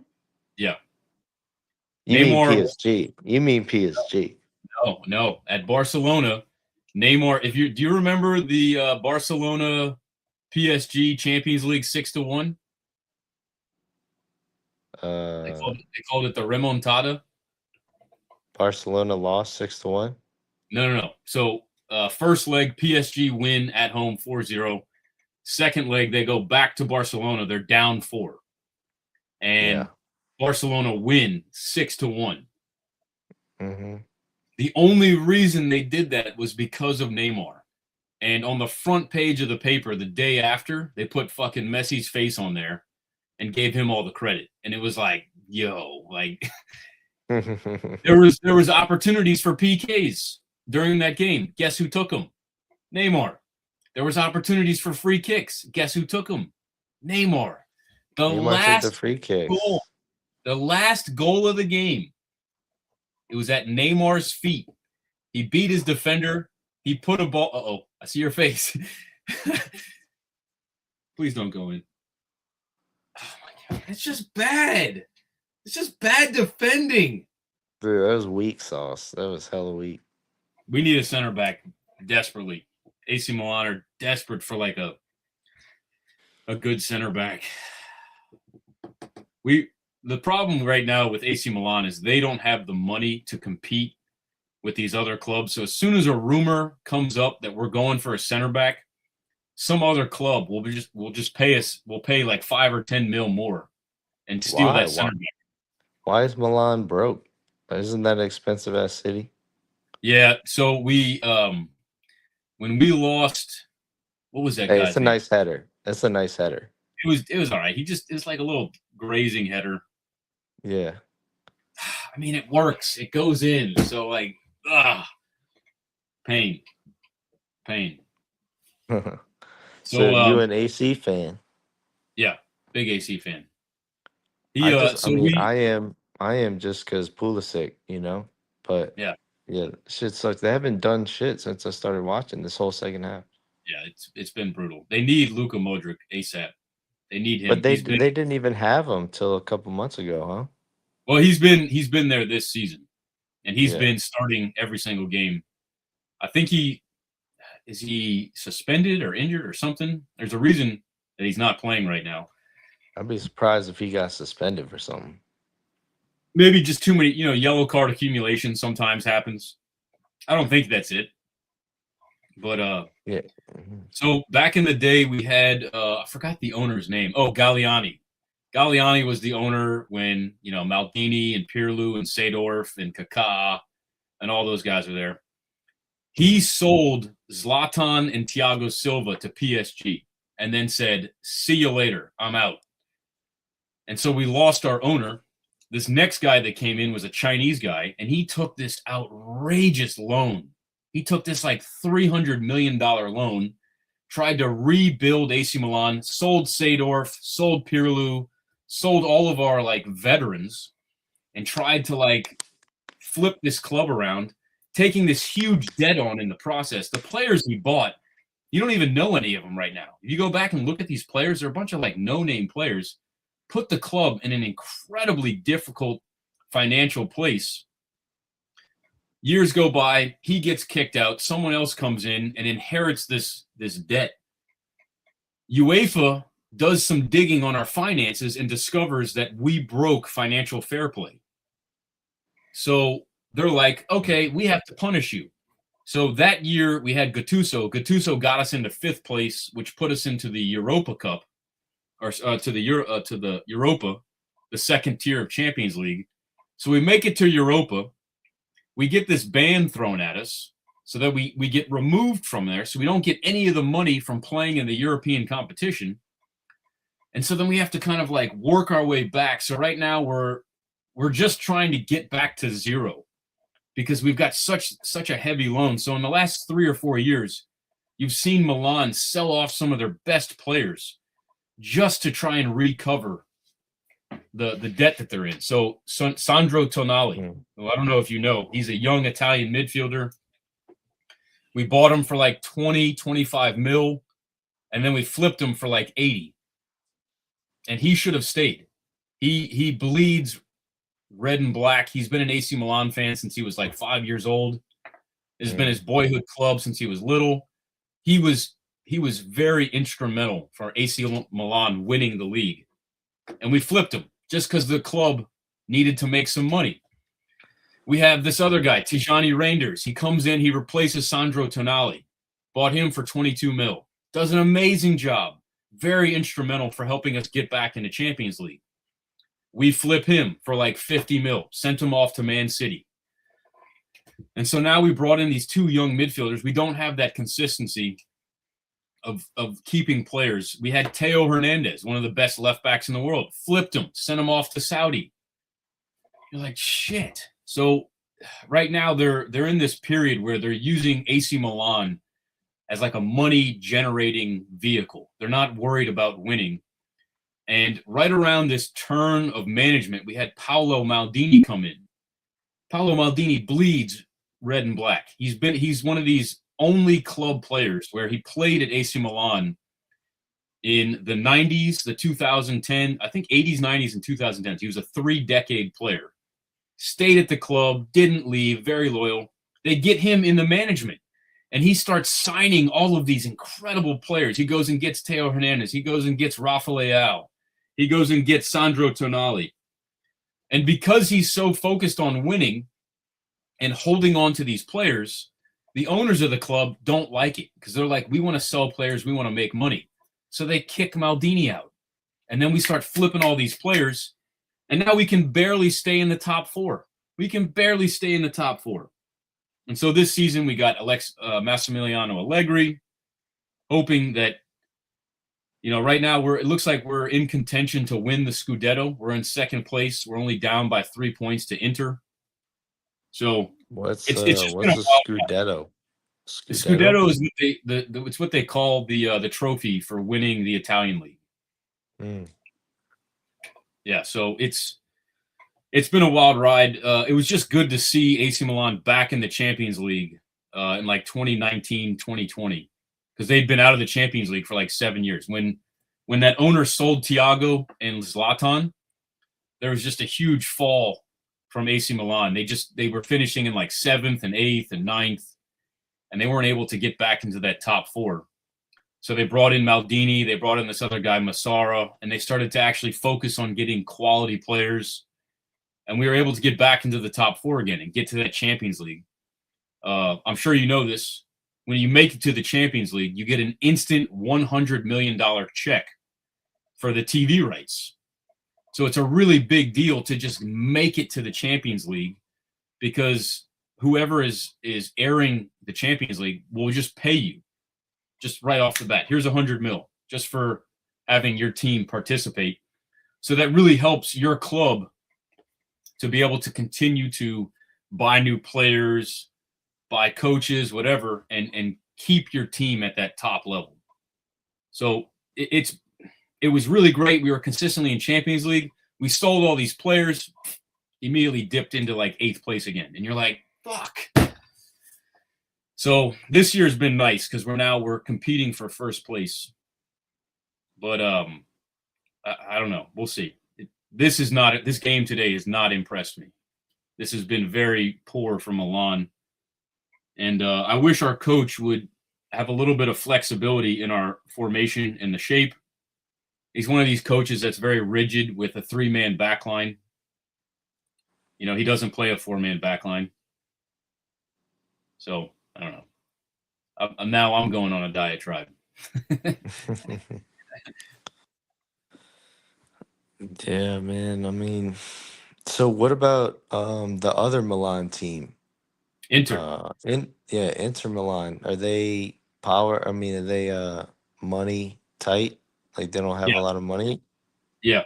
They're also severely in debt as well, but they've managed to stay in the top 4 for a long time. So Lukaku, they sold Lukaku for a crazy fee. Should have kept him. The goalkeeper that was at Manchester United, Onana, when he was at Inter, he was amazing. So they sold Onana to Man United for like 80 mil. They've been able to Hakimi at PSG. They flipped Hakimi for like 70 mil over to PSG. And, they should have kept all these players, but they're so far in debt that they have to continue to flip players just to stay afloat. The biggest reason that Inter and AC Milan are not able to compete with the likes of like Man City and Chelsea and all these big spending clubs is AC Milan's stadium is so old and they share it. So Inter and AC both share the same stadium. So they have to split revenue. So we're like a team like Man City might be making 70 to 100 mil just on stadium. Oh, shit. just on stadium revenue, Inter and AC Milan cannot do that. They can't generate the same amount of sales that these other top teams can make. Even 'Cause selling the out. stadium doesn't really fit that many people. Yeah, it's like it's a low capacity, and they have to split the profits because they both own it. So you're not able to reap the full. So it's low capacity, plus they're splitting. So they really should go and get their own stadiums so that they can generate their own money. So they just got approval for a new stadium build, but that won't happen until like 2028. Mm. So we'll see what happens until then. But that's one of the biggest reasons that both of these clubs are just severely in debt right now. Plus, they had an owner, a Chinese owner, that came in and just spent way too much, just hoping that it would come back in their favor. And despite that, they've still been able to win the Scudetto, finish first place in, oh my God. Oh, Thankfully, dude shanks it. Yeah. Shankopotamus. Yeah, so Serie A is also just severely underfunded compared to the EPL. The EPL has just got so much money being pumped into it because it's the number one league in the world. Yeah, I was wondering why that is. If it's like Italy, they tend to not make great financial decisions sometimes. And I wasn't sure if it was like something like that, I think one of the big things is they don't speak English in Italy. And the Prem is all English. So all the content, all the announcers, everything there, they don't have to do anything extra. Whereas in Italy, you basically have to hire a completely separate English-speaking announcers, team, all like the TV hosts, all that stuff. Where in England, it is who it is, and that's English is the dominant language. So Paramount Plus is starting to pick up on that, and they're trying to create a lot of content for Serie A, especially because Pulisic is there. They now got a lot more eyes, and because Paramount Plus is also the Champions League host, they can have both of them at the same time. So they're able to kind of bounce off of Champions League and Serie A. So I mean, they're trying. The big thing with the Prem is, just like Champions League, the TV right deals with these teams. If you're playing in the top tier in England, you get $100 million check. Here you go. It's yours just for being in the Prem because of the TV rights. And Serie A doesn't get that big of a TV right deal. It's maybe like 30 mil, 20, 30, maybe 40, 50. So somewhere like it's half at most to what these teams in the Premier League get. And then you also have La Liga. La Liga's getting a better TV deal. So those teams are making more money. And so Serie A is really kind of, I'd love to look into the details. I don't know exactly who's making what from their TV deals, but AC Milan and the Italian league are not making as much as they could be, just because Serie A is not as popular in the world. So they're not getting as many eyes, which means you're not able to charge advertisers more money. It's that kind of trickle down of TV. Do they have a team that is super dominant? Like for the Paris league, you got PSG, and that's like it. And the German Bundesliga is Bayern. Do they got that in Italy? It used to be Juventus for like 10 years. Juventus won Serie A for like 13 years in a row. It was disgusting. And then Cristiano Ronaldo left, and they fell from grace very hard. And since then, it's been a lot of different teams. I think Inter won it, AC Milan won it, Napoli won it. So we haven't really seen good save, Mike. Whew. We haven't seen a dominant team consistently from year to year. It's a really competitive league. That's why I enjoy it. I also like these tactical battles. You can see these teams are very organized. Fiorentina is doing a really good job here, just packing it in. 4-4-2, nothing special. Looks like a zone switch zone with a man switch here. Foul. Yeah. Let's go. Right at the top of the box. This is Pulisic has been lights out for PKs, so we're hoping he keeps that form on. Ooh, is that in? PKs? PK. Isn't that a PK? Is that in or out? He looked like he pointed to the spot. It could have been either one. Whatever the ref wants to call. Ooh, I think that's out. But he did point to the spot. I didn't see that. Oh no, you're right. Top of the box. Okay. We don't. Who do you take? Who do you shoot? Who shoots this? Who shoots this? I don't know. I mean, Pulisic has been the best player on the team, right? Yeah, by far. And some people say he's my doppelganger. I can actually see that. I can totally For see real. that. I've been told that like a dozen times. Damn, that's funny. I'm like, hey, he plays like a fucking dog, so I'll take it. Yeah, he got that dog in him. He does. He really does, man. I'm really excited to see a more mature Pulisic in the World Cup here. Yeah, I mean, We got a good you're coach, right. man. Mature is a good word. Like he's lacked that sometimes. It's that young, very energetic, very risk-taking mentality. Oh, they do a quick take on the free kick. They don't do it conventional.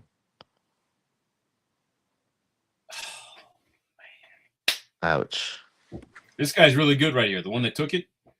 He's playing left. Oh, that was a great idea, dude. He knows he should have hit that better. It was that the left side was open. Yep. I'm glad they're not subbing out Pulisic. Yeah, they know they need him. What's crazy is AC Milan are 15 or 16 games unbeaten. So they've either tied or won 15 or 16 games in a row in Serie A without losing. So this has been happening crazy where we'll either go down, we'll win and see the game out, or we'll go down and then tie it late. So we might see something crazy happen here. I expect it. I think so. Last game during the week, we were playing Bologna, and Bologna went up 1-0 in like the 80th minute. And then Rafa Leao tied the game up in like the 95th or like 93rd. And then Bologna got a PK in the 96th. And the dude fucking skied it over the top, and we went out of there with a tie. And it was like, woo! Oh, my God. It's crazy. Just full of drama. Classic Italian league drama, man. Man, the sky of PK. Like you give yourself zero chance at that point. Oh, threatening. Oh. This is good ball movement here. Lay it off. They're laying in the pressure. Yeah, now Fiorentina are like, we're gonna park the bus. They're gonna go 9 behind the ball. Leave Moise Kean up top. Come on, dude, get up! Shit. Oh, this guy. Who is that? Left back. Fiorentina. Hey, your Brazilian dude, Dodo, starts doing his thing. Dude, Dodo foul. He's a dog. They should really call him up for the Brazilian national team. I don't know why they don't.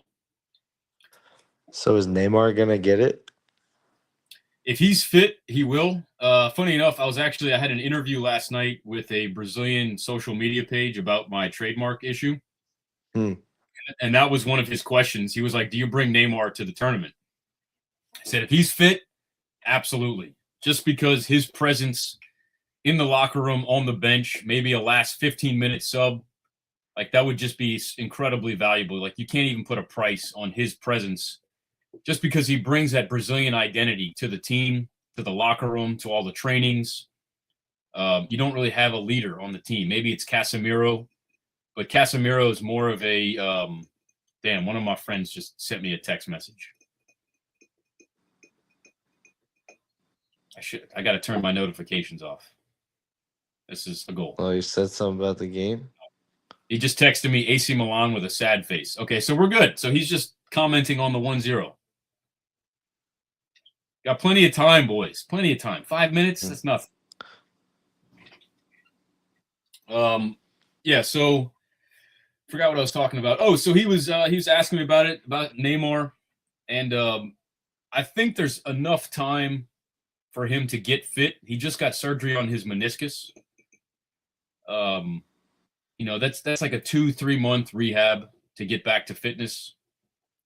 And I think he also re-signed with Santos, so he'll be able to get a couple more. I think they start their season. Yeah, see, I don't know what they're going to do for the Brazilian league. I don't know when they start.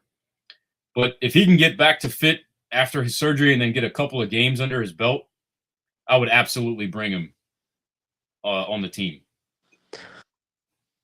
What about you? What do you think?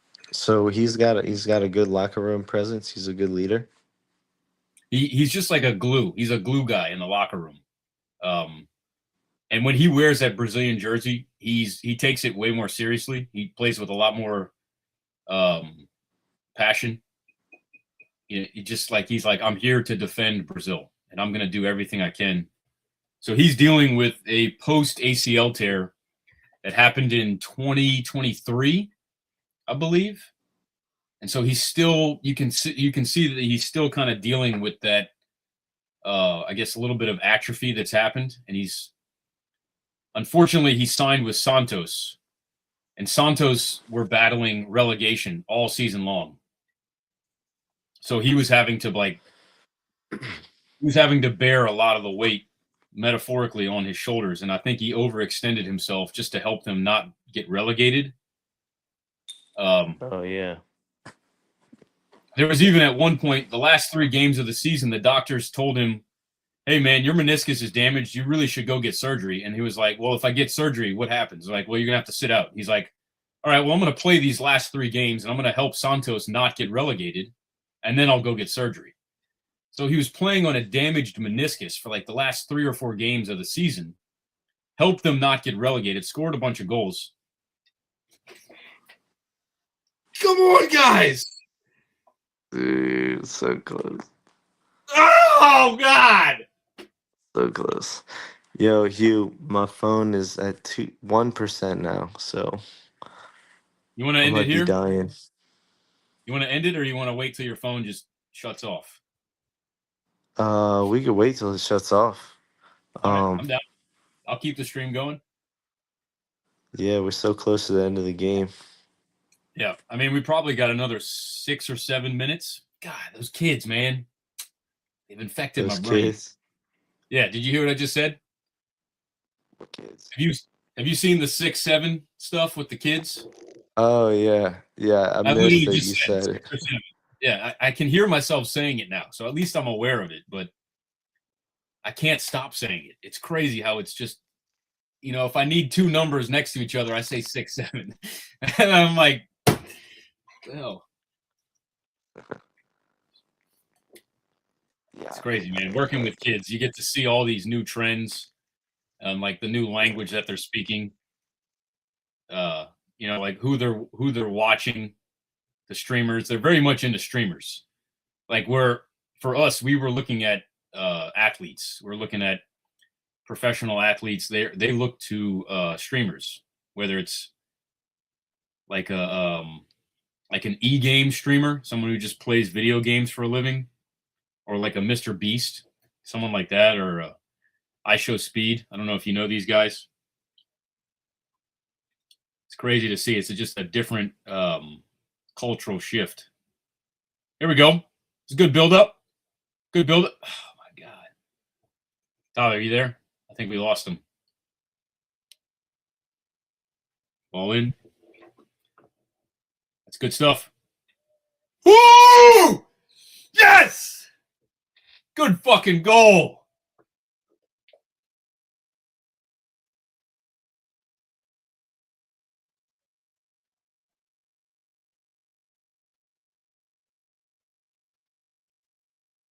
Let's go, boys. You love to see it. Oh, man, that's so good. Tying goals feels so good.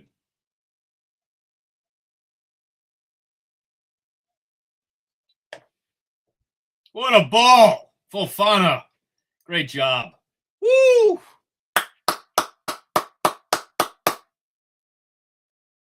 Let's get one more.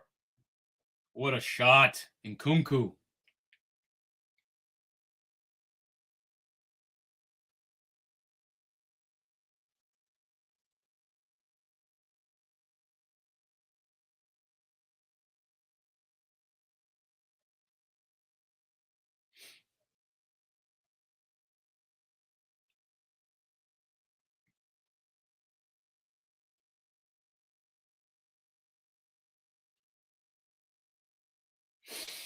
Let's see it out, boys. Come on. Been a long stream. We're just hitting the 2-hour mark. I'm going to raise the volume. Come on, lads. What a name. Kongracic.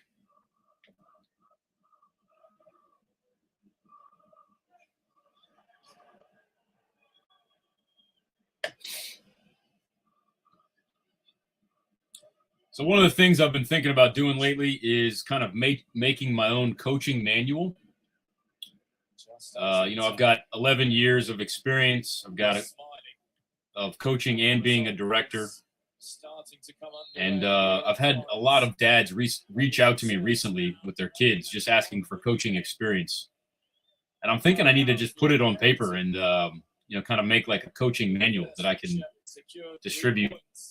I know for a fact I've got success just from the 10, 11 years of coaching, seeing some of these players that I've coached in the past, seeing the levels that they've played at, knowing that I was an instrumental piece in building their foundation. And it's not just me. It's myself and a bunch of other coaches. I can tell you one of my favorite coaching partnerships that I developed is between myself and Coach Stu with Louisiana Fire. For, 7 or 8 years, he and I were the U10, U11 coach. I was the U10 coach. He was the U11 coach. So I would be developing the U10s, setting their technique, using the same language that, oh my goodness, unlucky. Teaching them the same kind of principles and ideas. And so I would take them and I would kind of determine which players had a high level of competitiveness, aggressiveness, technique, stuff like this. And I'd pass them on to Coach Stu. And then Coach Stu would kind of build on top of that and turn these kids into just amazing soccer players. So I've thought about putting all that kind of into some sort of manual, maybe some sort of coaching course. I don't know. Because it's definitely needed. We're seeing this wave of soccer dads come through who, these are dads who have played in the 90s, late 90s, early 2000s, and now have kids who are of age playing soccer. And you can see that the dads know the game of soccer, but they don't know how to coach it. And I think that's a really big misconception that, just because I played soccer, I know how to coach soccer. And I learned that that's not the case. Being that I've taken a bunch of formal coaching courses with U.S. Soccer Federation, there is so much to learn about coaching and how to coach. And something that I still use to this day is called your coaching tool belt. And it's the different instances in which you insert yourself as a coach at practice. The first one, of course, is coaching in the flow. As the practice is going on, being able to coach as the session is going on. You have your freeze moments, which you really want to try and limit as much as possible. But if it helps to drive home a specific lesson that you're trying to work on that day, freeze moments are incredible. And some things I see are freeze moments can be both for bad and for good. So if you see a moment that's excellent and it drives home the message of the session that you're driving that day, call the freeze moment, put the players back into position, and just work through why that was a really good string of play, whether it's attacking or defending. And then, of course, there's the bad freeze moment where you see something that's just so wrong, you need to jump in immediately, correct it. There's, of course, my favorite, which is the natural stoppage. And this is if a ball goes out of bounds or there's a missed shot or maybe there's a foul or something like that. Take advantage of that ability. Here we go. Leao on the ball. 1v. Leao, what is that? What a ball, though. Goodness, guys. 7 minutes of extra time. We're in the 96th. We got about 90 seconds left. Fiorentina are driving. Oh, my goodness. It's 1-1. Shot in the box. Oh! Off the crossbar! Oh, my gosh. Come on, boys. Don't have a lot of time. Oh, Dodo.